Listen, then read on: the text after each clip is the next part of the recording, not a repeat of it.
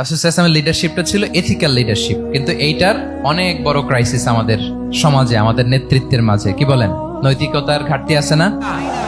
নৈতিকতা বিবর্জিত নেতৃত্ব, এটা দিয়ে কিছুই হয় না। একটা জাতির ধ্বংসের জন্য নৈতিকতা বিবর্জিত নেতৃত্বই যথেষ্ট। আমানতদারিতা, সততা, অনেস্টি, ট্রাস্টওয়ার্দিনেস, এটা অনেক জরুরি নেতৃত্বের জন্য। নেতা হতে চাইলে তাকে আমানতদার হইতে হবে। যদি একজন ট্রু লিডার কেউ হতে চায়, তার মধ্যে আমানতদারিতা চাই। কি চাই? আমানতদার, তাহলে ইন্টিগ্রিটি। মজার ব্যাপার হচ্ছে, মক্কার কুরাইশরা, মক্কার লোকেরা রাসূল সাল্লাল্লাহু আলাইহি ওয়াসাল্লামের কাছে এসে আমানতের সম্পদ গচ্ছিত রাখতো।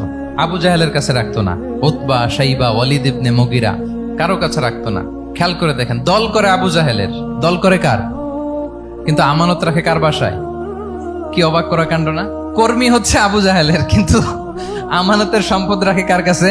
মুহাম্মদ সাল্লাল্লাহু আলাইহি ওয়াসাল্লামের বাসায়। রাসূল সাল্লাল্লাহু আলাইহি ওয়াসাল্লাম যেদিন হিজরত করবেন, উনি সাইয়েদনা আলী রাদিয়াল্লাহু তাআলা আনহুকে অ্যাসাইন করে গিয়েছেন যে, আলী তুমি থাকো, তুমি কয়েকদিন পরে মদিনায় হিজরতে যাবা, আমার কাছে যত আমানতের সম্পদ আছে এগুলো তুমি আগে বিলি করে তারপরে যাবে। রাসূল সাল্লাল্লাহু আবু বকর রাদিয়াল্লাহু তাআলা আনহুকে নিয়ে চলে গেলেন। আলী রাদিয়াল্লাহু তাআলা আনহুর টানা 3 দিন লেগেছে যে ডিপোজিট গুলো রাসূল সাল্লাল্লাহু আলাইহি ওয়াসাল্লামের কাছে ছিল, আমানতের যে জিনিসগুলো ছিল, এগুলো বন্টন করতে সাইয়েদনা আলী রাদিয়াল্লাহু তাআলা আনহু 3 দিন সময় নিয়েছেন। 3 দিন। এত পরিমাণ আমানতের সম্পদ রাসূল সাল্লাল্লাহু আলাইহি ওয়াসাল্লামের কাছে ছিল। আল্লাহু আকবার।